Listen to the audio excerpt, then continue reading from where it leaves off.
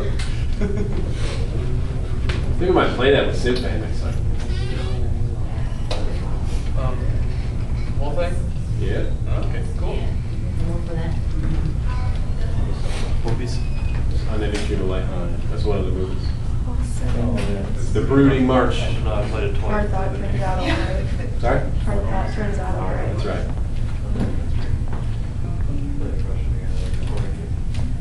What's the as life moves towards its meaningless ending, what's the point of living? Yeah. That's number 4. Yeah, great. Conversation. Oh, it's that these are movements of a piece of a Maslanka piece that you might undertake next concert cycle. So you guys might have the choices of some of those movements for your final exam.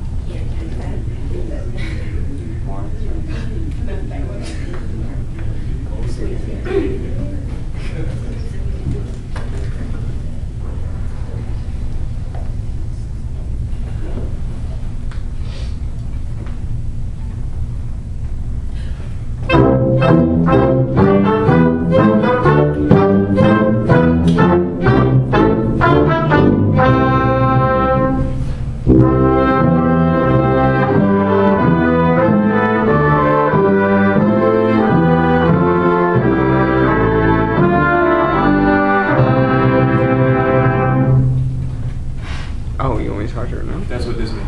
Oh, okay. Okay. Be careful with your release going from staccato to legato, because I think you didn't. Yeah. I don't think there was enough time for them to kind of process what was going on, and it was kind of, you gave the release and then Yeah. there wasn't enough time for you to think, I think, of a transition into the next style, and so your prep was kind of this in-between staccato and legato, and they got it, but I think it was an accident. Yeah. How do we deal with that? Say we've decided, okay, I want to release as the prep. That's important musically. Structurally, we're going to release as the preparatory gesture. We're in a pretty quick tempo, and I've got to change from hot to cold. I've got to change from staccato to legato. How do we get beyond Saul's point here that there's not much time for the group to interpret what we're doing and be as clear as possible, as quickly as possible?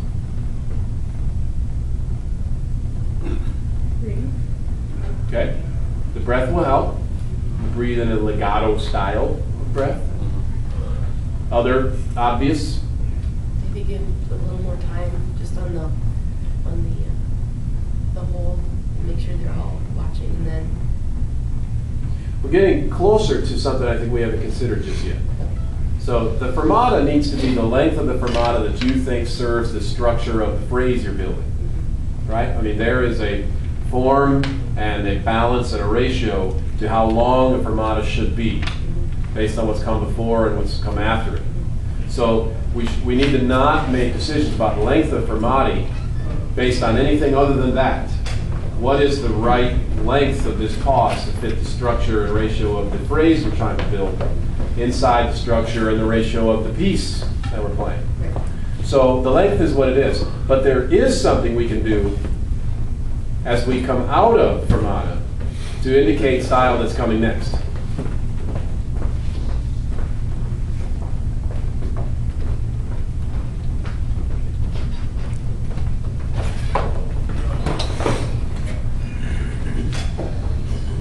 Thank you. So, fermata, just sing the note.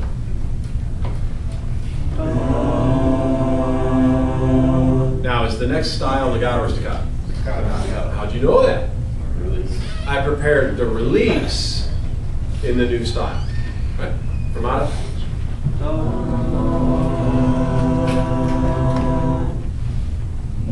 I made it really obvious. So don't forget that arsis, the preparatory gesture of your release, is a powerful communication tool.